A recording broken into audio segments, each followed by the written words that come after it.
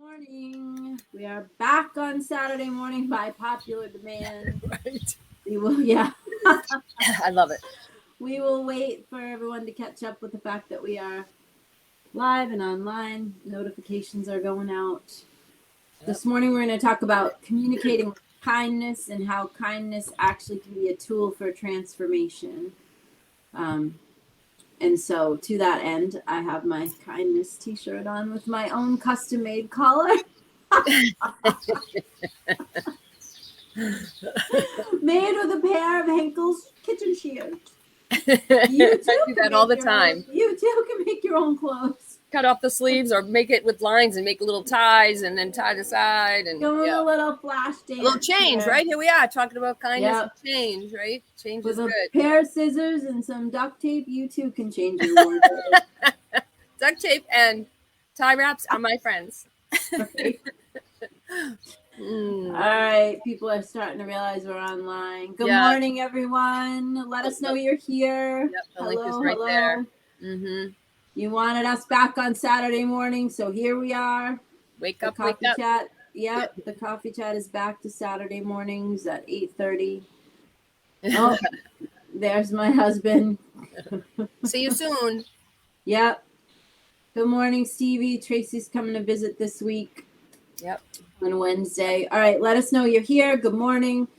Again, we are back live with the show on Saturday morning. No more Monday nights, no more Monday mornings. We are just going to go back to what everyone is asking for, which is Saturday morning at 8:30. So here we are. So we hope that you will make a note and join us. Karen's not with us this morning. She's in Las Vegas. She will be back with us next Saturday morning. So this morning we're going to talk about kindness. And Tracy and I were just talking about how as we've gotten old, we've been friends for about 30 years. So we've gone through big hair together and big earrings and thinking we're all that. And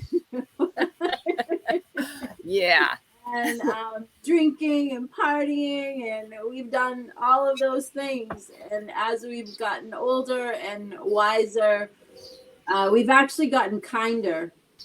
And probably if you said to Tracy and I 20 years ago that kindness could be used as a tool for transformation, we would have told you to shut up and go away. Go away.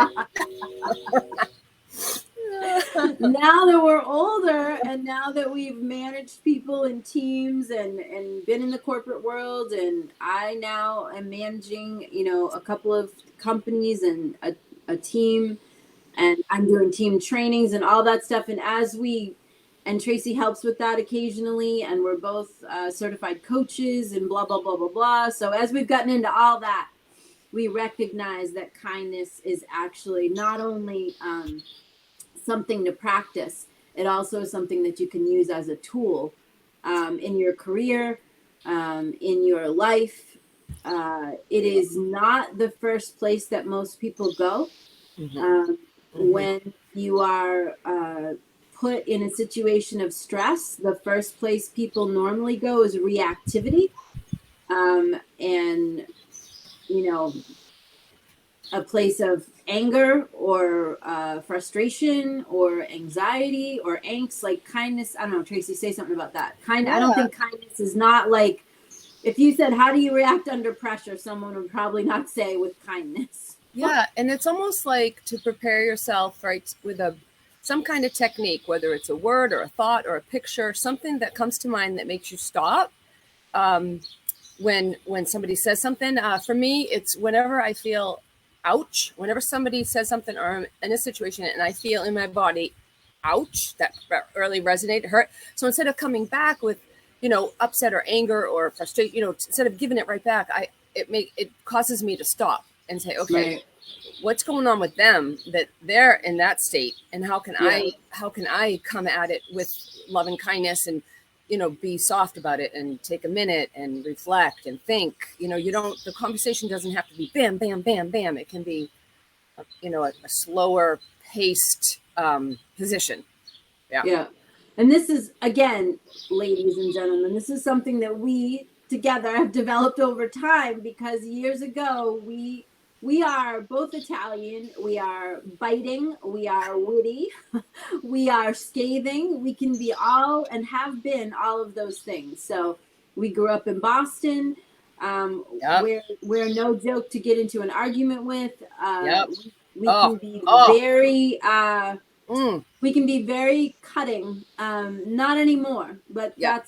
that's where we come from. So we come from a place where we meet, nasty with nasty, and we're better at Yep. it, and Yep. we really are better at it. Yep. And so this kindness thing, like if you said to Tracy and I, I'm telling you, if you said to us like 2 decades ago, kindness, we'd be like, what the hell's wrong with Hell you? no. Kindness. Just like we would have been with if you said self-care is important, we were like, what are you talking about? Shut up. We have stuff to do. Never mind about self-care and kindness. Yeah. That's mamby-pamby, airy-fairy. Get out of here with that shit. That's what we would have said. No joke. We would have said that to you. Yeah, it's tough because also corporate America, when you, depending on the situation, right? We make what we bring into it. So back years ago in the corporate America, my mindset was always, you're either the steamroller or you're the pavement. And I was not going to be the pavement. So man, I became the steamroller, and yeah, I made stuff happen, and yeah, it was successful, and yeah, but not at the cost of my soul, right? It was at the cost of yeah. I mean, not worth years ago, kind is not the way that you would have described either one of us. Mm-hmm. You would have said we were badasses. You would have said we were warriors. You would have said we were making it happen, like Tracy said, getting it ruthless. Done. But kind, ruthless. Yep. Kind is not. You wouldn't have heard that about us. Yep. And and that's too bad for us, truthfully, because as we've learned and elevated, and this is why we want to teach this really, because people have this idea that if you're powerful, you're a go-getter, or you do make stuff happen, that you can't be kind, and that is just not the truth. Yep. And we have discovered this, and so we want to share this with you this morning, that we have actually seen and been able to demonstrate kindness as a tool. And now I am actually using it to build staff agency. So that's like the culture that we're bringing into staff agency to build that company it's one of kindness on my part as the CEO and co-founder. And through Fortunato Partners, Tracy and I are developing a coaching company that we lead with kindness to coach women and executives and train them. And so we want to bring to you the value of kindness, because I don't think people see the value of self-care, I don't think people see the value of kindness. I also want to say, Noelle, kindness. So some people think of kindness as weak. Okay, so right, yes, thank you. When you enter a situation with kindness, you also have boundaries. I mean, you don't let people run all over you by being kind. It's your expression, and it's through humility that you can approach a situation with strength and confidence that your deliverance through kindness will create the result. Vulnerability and kindness, and lots of those words people do, like old construct of management and leadership and all of that, sees those words, like Tracy just said, as weak. Very good point. The truth is those words are words of strength. And that is kind of this new management, new self-management, self-transformation. This is the new language and the new understanding, Good, Janet. That's good, Janet. Yeah, exactly. Janet's saying, I love this. I say all the time, do not mistake my kindness for weakness. Exactly. When you think about it, if you were faced with an altercation and someone's coming at you, screaming and yelling and nasty and all of that, where's the real strength there? The real strength there is to step back, like Tracy said, take a minute, reorganize yourself, and then respond, which we talk about here on the coffee chat all the time. Respond instead of react. And you can respond with grace, with kindness, with humility. And that is really the stronger thing, because the easiest thing to do is go at somebody how they came at you. Right? Someone starts getting in your face, swearing at you. What's the first? You're like, come on, right? That's the first place people go. It takes a lot of self-discipline to hold yourself back from that and respond in a different way instead of being a reaction. Good morning, everybody. We see you all falling in here. You better all be here because you asked us to come back on Saturday morning. So here we are. I'll tell a time of when I was younger. So I was out with my girlfriends and we were on our way home and it was after midnight and we were at a red light. And being Italian, of course, right, you've got that fierce approach, but also I was very protective of my friends. And so we're at the red light and this car next to us, these two guys in the front seat, they said something to my girlfriend in the passenger seat. And I looked at her and I said, what did they just say? And she said, oh, no, it's okay. Don't, because she knew me. She's like, no, it's okay. It's okay. I go, no, what did they just say? Now I'm praying, of course, the red light doesn't change because I'm opening. Because now you're going to get out of the car. Yeah, no, I did. I got out of the car. I walked around the front of the car. I went over to their car. I bammed on their hood. I said, what did you just say? And she's like, Tracy, it's okay. It's okay. And they were so embarrassed. And I said, well, you say I'm sorry, and oh my gosh. And I know now today, even I can still be protective of my friends, but the mannerism in which, I could have gotten beat up, right? I don't know. So the mannerisms in which I might approach it these days, if anybody ever said something to my friends or about my son or to my son, I would probably humbly approach, but yeah. So sometimes if you really feel like you're see you doing that too.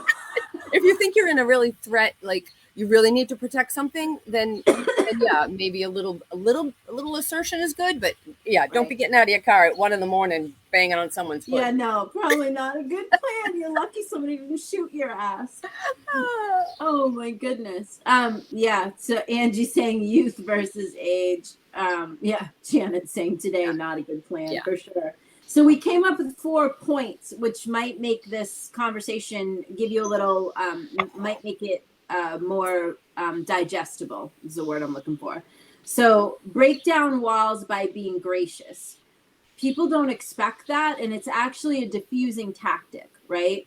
So like Tracy was saying, or I was just saying, when someone comes at you, someone gets in your face, they're screaming and yelling at you, and they're like if you turn around and be kind or say something completely opposite of the direction that their energy is going, like that just stops people in their tracks, like it does, because they just don't know what to do with that. Most people that are angry and behaving in that way, like Tracy pointed out earlier, what must their life be like? Like seriously, what must your life be like if that you go around as a belligerent human, foisting your belligerence on everyone? Like, what must it be like for you to live inside yourself? You can't feel good about that, right? So if someone's doing that, they're obviously have some stuff. So if you meet that with graciousness, it's even gracious to say, wow, you seem really, there seems to be a lot going on here. So I'm just going to step back and remove myself from the situation. And when you feel better, you can give me a call, right? Because then that person's left with, what do you mean when I feel better? What's wrong? Then they have to look, right? They have to look at that. Like, how come she doesn't want to talk to me? Why did she just hang up? Why did she remove herself? What, they have to look at the way that they're behaving. Yeah. So it's a diffusing tactic, right? And it just stops that energy, because if you meet nasty with nasty, that just escalates and goes higher, right? And by our law of attraction principles, if you display gracious, you are attracting gracious, right? So if you go around doing that, you're going to attract more of that, and those people are going to be left with their unkindness, belligerent behavior. So that's point number 1. So you can break down walls by being gracious, kind, thoughtful. Imagine you're at work and someone's just like a nasty, belligerent person, and they come in your office screaming and yelling about something, and you get up and say, oh, let me get you a cup of coffee. Like, like what? You know what I mean? What are they going to do? That's not what's supposed to happen. So good. Belligerent people expect that they will attack, and then they'll get something to feed off of, and then they'll go at it more. They wouldn't expect you to get up and say, let me get you a muffin and a coffee. You seem stressed. Like what? Right. So it's a diffusing tactic, especially if you have people that behave in a belligerent manner, like repeatedly, right? If that's kind of how they are at work or even at home, if you have someone that you live with, that's even your kids, if they're just always in a bad mood or always nasty, like, they expect to be met with, why don't you stop that? Why don't you be more, stop complaining? What if you just found a way to be gracious or offer them something, or any way that you can upset the trajectory of what someone's trying to foist upon you, you then have the chance to break that apart, right? So that's a valuable tool. The second point is give other people credit, celebrate others' achievements, point out what other people are doing right. Tracy, you want to say something about that one? Mm. Yeah, well, positive. Some people don't get positive at home. Some people don't. They don't even have positive thoughts in their own head. So, for you to come in at it with something that might, like you said, just shake up they're like, what? Oh, that was good, or what was you saw that? And it also opens their eyes to see something that they've never seen before, never mind heard before. So to just really acknowledge the goodness. I mean, how does it make you feel when somebody comments on something that you've done or said, or how you're being in a situation? So yeah, to find something positive, no matter how small. Sometimes you can't find anything, so you really dig. Just make something up. It changes, like you said, it just changes the position. Yeah. um okay, Stevie says, would you have any advice for the belligerent people who may be wanting to change that behavior? Yeah, sure. Let's think about that. So my experience is, even with my own behavior, when I am belligerent, which is few and far between these days, thank God, just because I know how to keep my mouth shut when I'm not feeling myself. When I feel like being mean, it's usually because I'm unsettled about, in somewhere inside myself, I'm unsettled. Yeah. So if you find yourself to be a not very nice person or a belligerent person, then perhaps you are not taking the time to care for yourself. And here's that icky fuzzy self-care word again. The truth is, it's the truth. When you do not feel whole inside yourself, and I tell this to, when we coach executive teams, I say the same stuff that I say to you guys. Like, if you're not coming from a place of peace, like, Yep. down here, a centered place, then you're very much more affected by what is coming at you. Yep. When you are coming from a place of wholeness that's down deep and a place of peace, then why would you want to be unkind to someone else? Truthfully, like, when I feel connected to source, God, my universe, whatever the hell you want to call it, when I feel that connection, I don't want to be mean to anybody, like, I'm not in the mood to foist my nasty behavior on someone. I mean, usually you want to foist nastiness and belligerence out to the world when you are feeling upset or unsettled, or you're sitting on top of something. That's the other thing. If you're sitting on top of an emotion that you're not expressing, that can bring, because usually under anger and belligerence is Yep. sadness. That's how it works.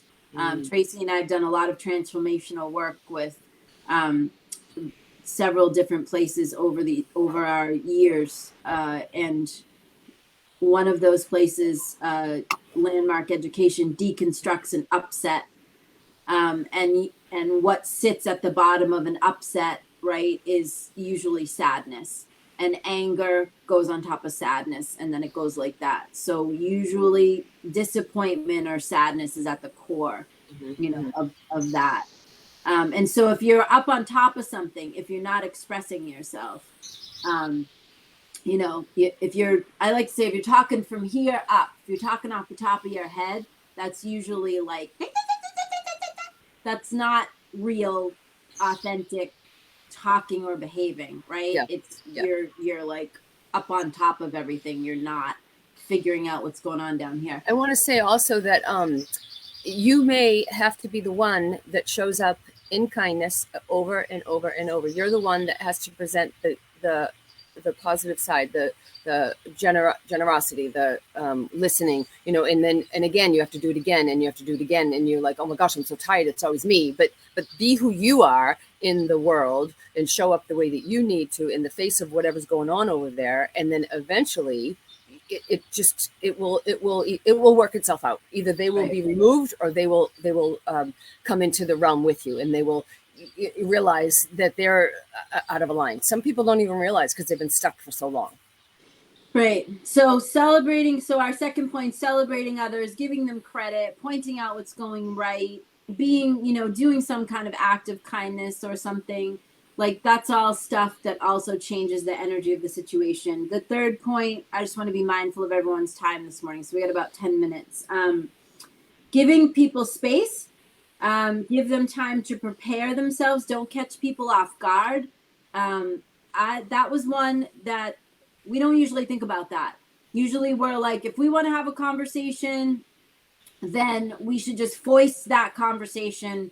I want to talk to you about something, and I'm going to talk to you about. So even if you're not prepared or you're not ready, or so when we force ourselves on someone with a conversation that we don't give them time to prepare for, then we are kind of inviting reactivity, and we're inviting something that's probably not going to work out great.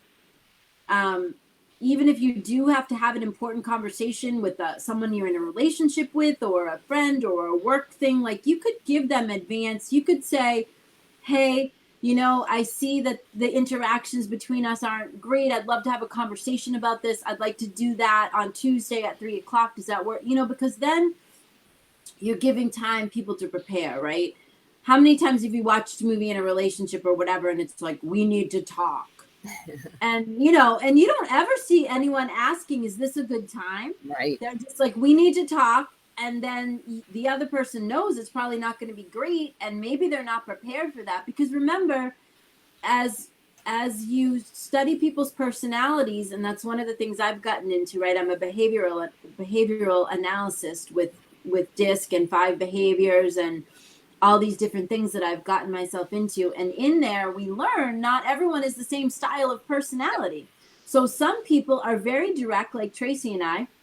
We want to get it done right now. Some people need time. They need to put their thoughts together. They're not good with confrontation, so they have to prepare themselves. So I think we don't take those things into consideration. We just think, I have something to say to you, and I'm going to say it. Yep. I don't think I've ever really thought, except for recently in regards to work, as I learn the different types of personality styles, is this a good time to speak to you? Does it work for you for me to talk to you now? Because the truth is, if you're speaking to someone when it's not a good time, you're not getting the best version of them, and the conversation is probably not going to go where you want it to go. Yep. All right, we have a spam. Meet them where they are. Mm-hmm.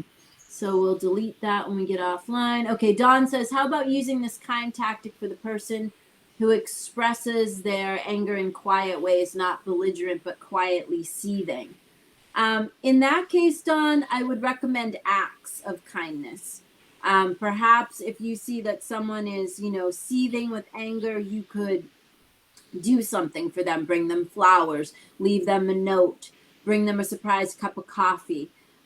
That would indicate to me, if they are seething and sitting on something, that they are probably not a personality style that speaks their feelings directly out there. Yep. So they may be someone that something written or an action to change the dynamic, an action to change the energy, that might work well with a person that, if a person is a seether, they are not an expressive person, probably, because they're not telling you what's wrong.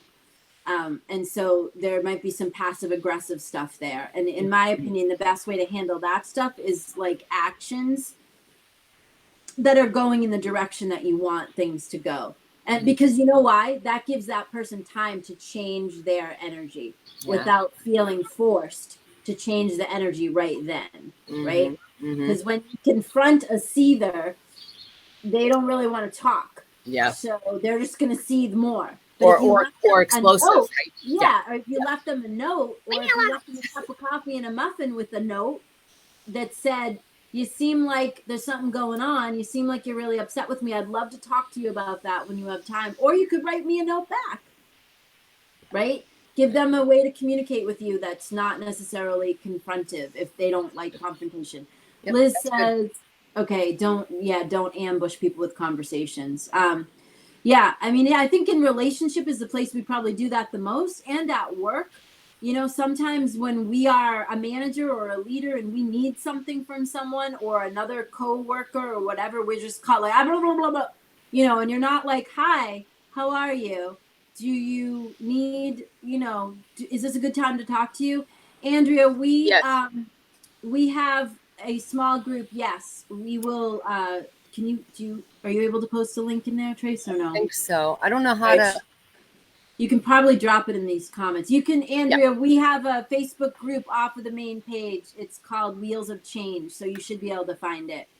And we can post it in the comments of the live after we're done. Yeah. Okay, so that's the third point. Give people space. Don't catch them off guard. Give them time to prepare. The last point is what I was just talking about. Treat people with kindness and accept that people are different and accept the different styles of personality. So we actually just got into point 4 without calling it out as a point, right? So everybody's different. That is something that I, honest to God, didn't recognize until probably several years ago when I started, taking certifications to become a behavioral analyst. I automatically thought people would respond like I respond, and that they should, and that they would think like I think, and they would assimilate things like I assimilate things, because truthfully, most of my friends are like, Tracy, we're kind of all the same. So I just assumed that everyone is sort of like that, and I was so mistaken. That is not the truth. Some people are quiet. Karen is more quiet. You know, Karen was here visiting me, and when she left, I said, I hope you had a good time, because it's hard to tell with you. And you know, the truth is, she told me she had a wonderful time, but she's not like Tracy and I. If we're having a wonderful time, we're telling you we had a great time. It was amazing. Oh yeah, blah blah blah. Not so for some people. Some people are not like that. Some people are not. You know, Tracy and I are both Italian. I feel like a lot of Italians are like that. So, we've been around those types of people most of our lives. Okay, Tracy just found the. I think that's the old link. Oh, I'll look again. Because it says uplifting women together, which is the old. Maybe it still goes to the group. I don't know. Maybe. Check that out, Andrea. If it doesn't work, I need to change. Yeah, maybe the link didn't change. Maybe I need to change the link itself. Okay. Janet says, I think that comes with maturity and age, realizing people are different and embracing people for who they are. Probably so. Mm-hmm. It's okay. Kristen said it's the right one. Thanks, Kristen.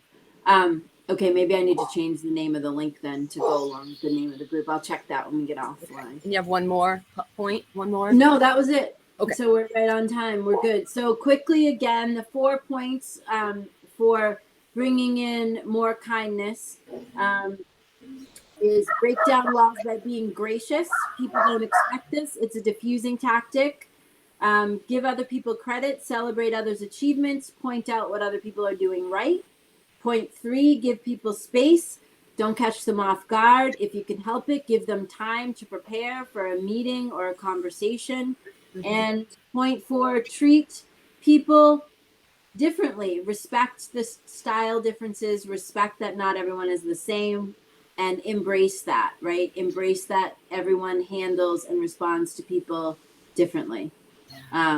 So there you go. There's our points on attempting to bring more kindness into your life. And we hope that that gives you some different perspective on kindness. Next Saturday morning we'll be here. I think Karen will be back with us, and Tracy will actually be here with me in Vermont, because we're cleaning out garages and basement, and we're repainting. We're doing a DIY project. We are painting the banisters on my front stairs. Yep. So stay tuned. Yep. A painter told me it's an 18-hour project. So it's Yeah, no. Tracy, John, and I doing it together. We got to do a little sanding. We got to put a little primer, and then Yep. we got to put a couple coats of glossy white paint. So stay tuned. We'll post pictures of our progress. I also want to say, if anybody ever has questions about organizing or how to do things around to declutter and clean up your space, if you go onto the group and just post a question, everybody can give their insight, but I'd be more than happy to give some insight. So it's just a place for us to collaborate on that. Yeah, sure. Yeah, definitely join the group if you haven't already, because that's where we are. Tracy and I are in there every day, and we talk. We are able to answer questions and talk to you all day long every day. It's a small group. I think we have a few hundred people right now, and it's you have to answer some questions and agree to the rules, but it's a deeper conversation for what we talk about on Saturday mornings. Yeah. So, okay, we hope you're happy that we're back on Saturday morning. Here we are. We'll see you next Saturday. Have a great weekend, everybody.